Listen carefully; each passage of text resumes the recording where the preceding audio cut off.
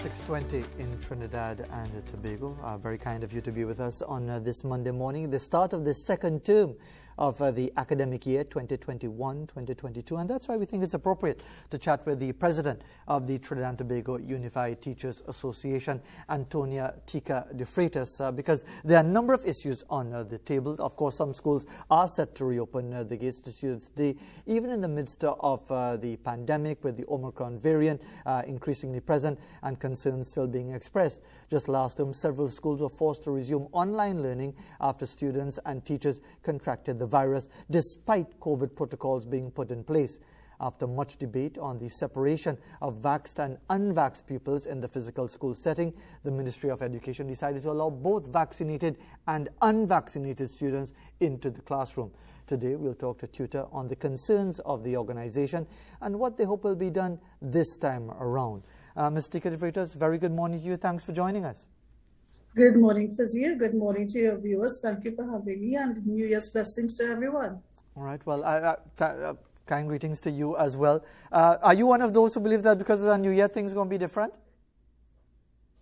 Well, one must be optimistic, Fazir, but given the trend that we saw towards the end of last year, I highly doubt it. That's my personal view. But we'll wait to see.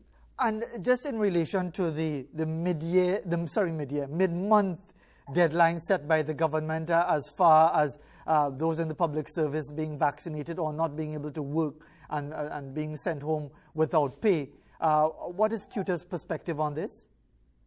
Well, let me start by saying Tutor is not against vaccination.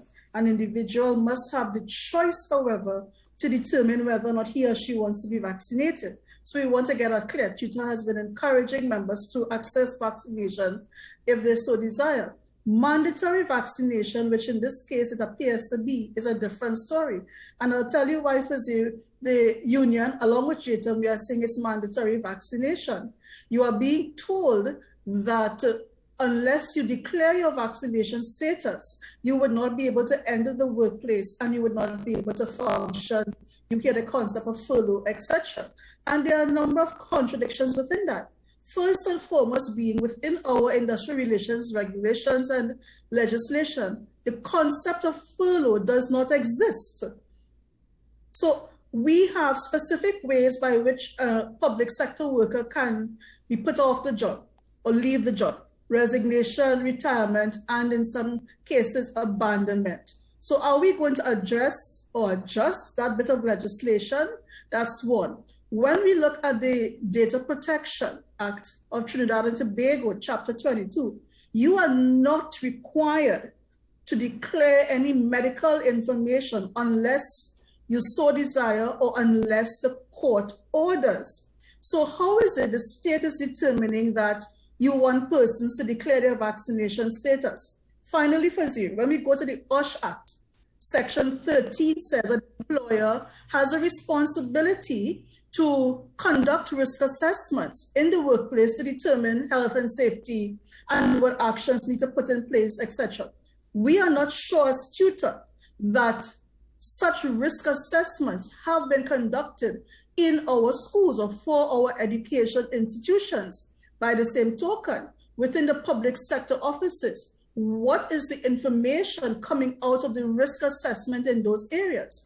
So the point is, you want to have the vaccination policy, but all of these bits of legislation, one, are we going to amend them? And two, we are not seeing the prerequisites for such a policy. Let me just wrap up this point by saying, for within schools, how are we going to make schools quasi-safe zones when, on the one hand, the educators are being forced to declare their vaccination status, but on the other hand, you have both vaccinated and unvaccinated students in the compound, So there are some contradictions in this policy, and Tutor signaled to the Minister of Education, we need to have bilateral discussions to ascertain how this policy will play out in the workplace.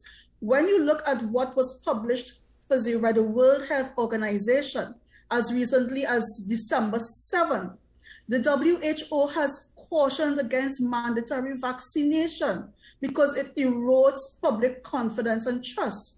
And if I could just use one further example, Uganda, one of the few African countries that has had significant vaccine uptake, 80% of their population vaccinated. They are now, as of last week, looking to reopen their schools, reopen their economy because of the 80%. But there was no mandatory vaccination.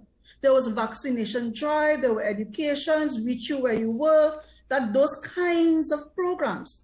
And so TUTA is saying, and JTM is saying to the state, listen, we are willing to partner with you to reach persons, to encourage them to become vaccinated, but not force persons to be vaccinated.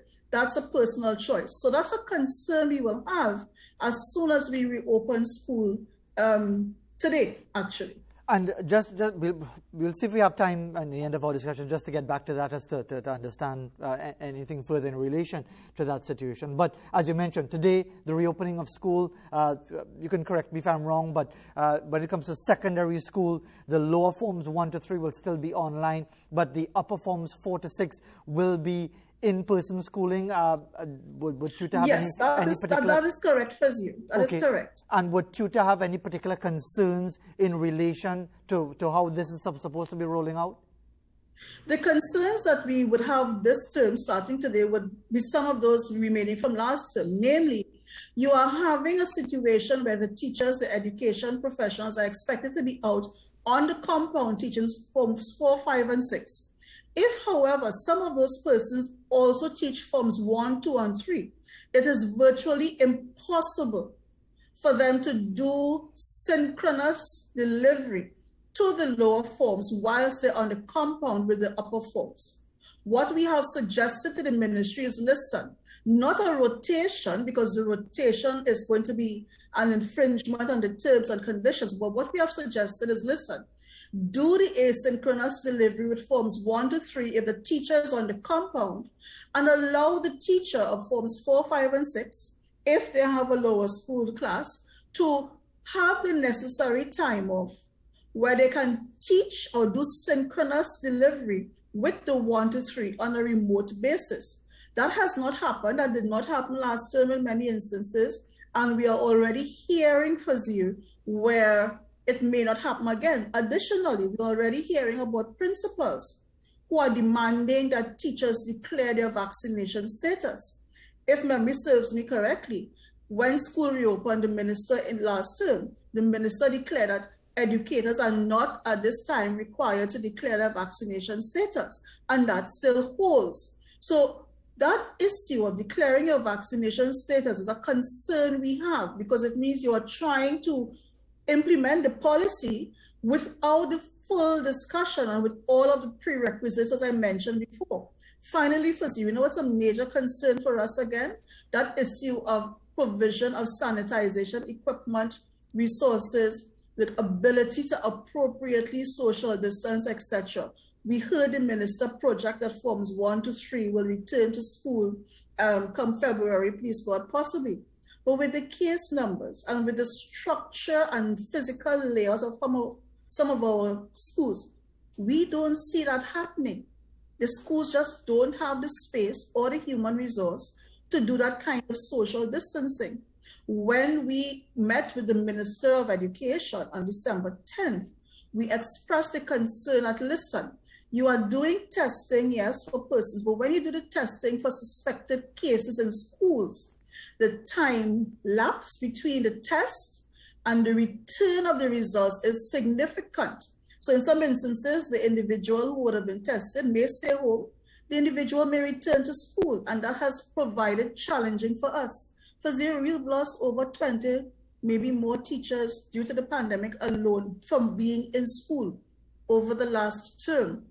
We don't want to lose any more. So our point is, yes, the tests are costly, but if you are looking to have this sector reopen, then there has to be a priority program for testing of teaching and non-teaching staff and of students to make sure that everybody is safe. In every other jurisdiction where the schools have been open, these particular protocols have been in place and fully enforced. Are you satisfied, Ms. Tika de Freitas, as far as whether there's been any significant improvement in the consultation, in the relationship between tutor and the Ministry of Education as far as these many issues? Because we know, of course, especially with COVID-19, there are many developing issues, there are many things that crop up.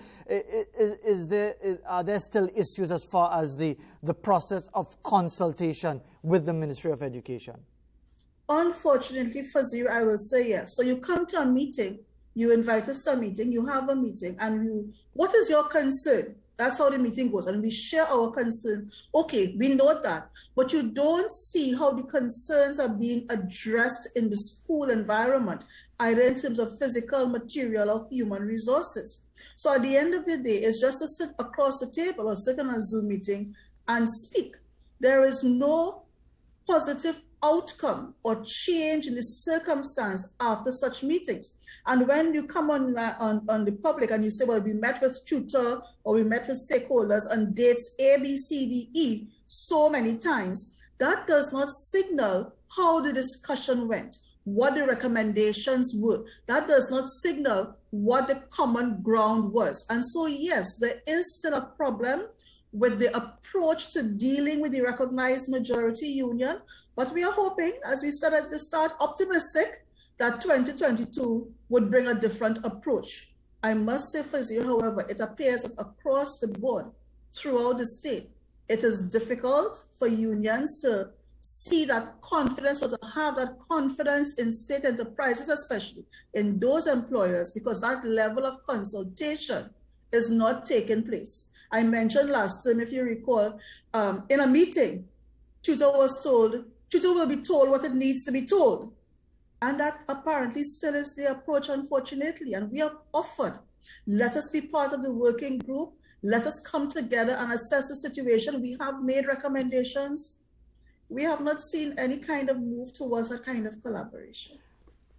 Doesn't sound very encouraging, but as you said, like those who say, well, it's a new year, so we will see how things go. But just do you have sympathy, though, for those who will say, look, we understand all of the risks, all of the issues, but because the online thing hasn't really worked, because it puts so much of a strain on the teaching body, because so many students are outside of that realm of online learning, Wi-Fi access, and so on, that we are in danger of losing an entire generation as far as their education, their social skills, and so on.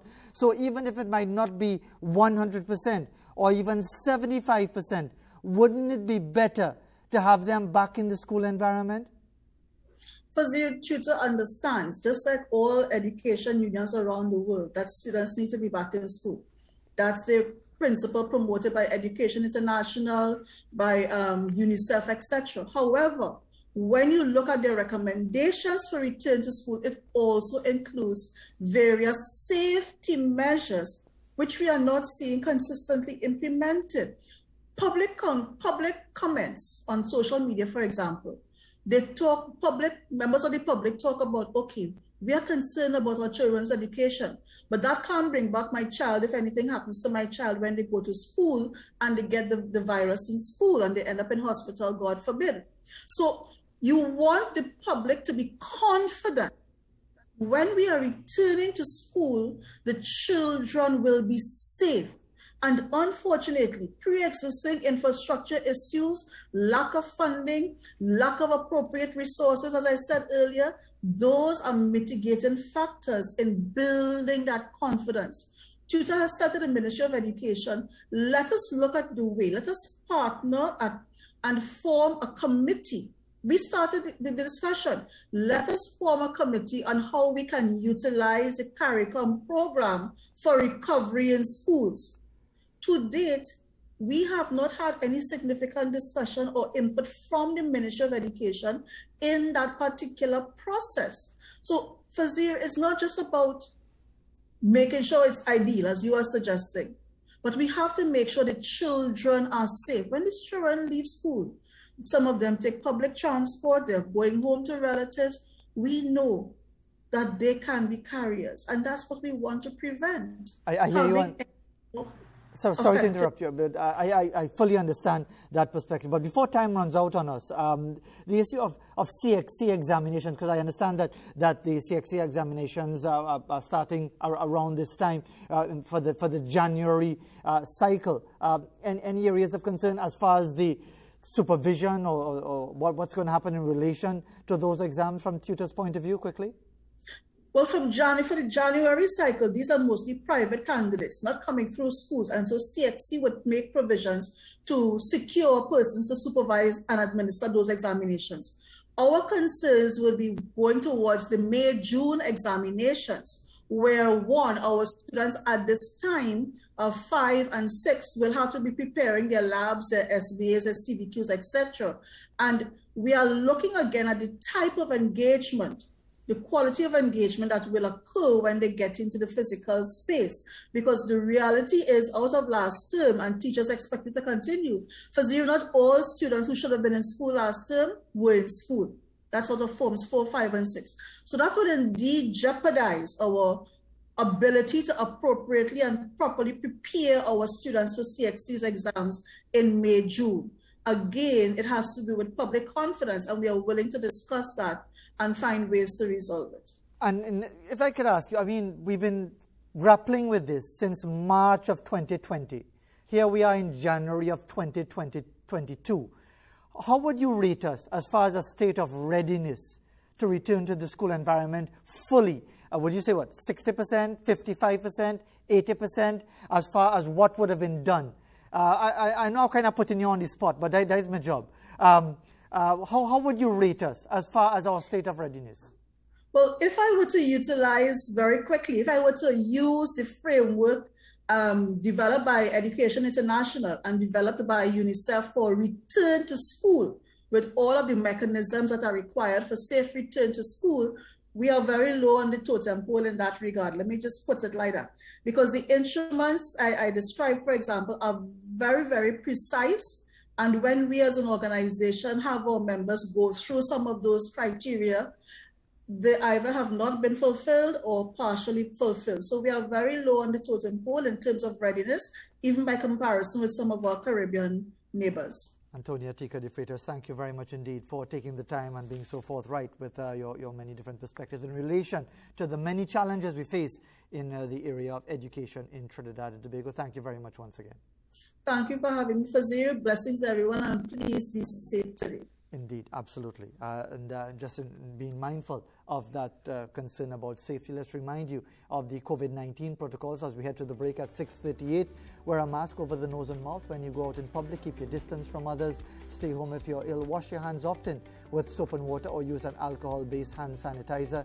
Cough into a tissue into the crook of your elbow. Avoid touching your face. Sanitize hard surfaces, tabletops, handrails, doorknobs, trolleys and cell phones as often as possible. We'll be right back.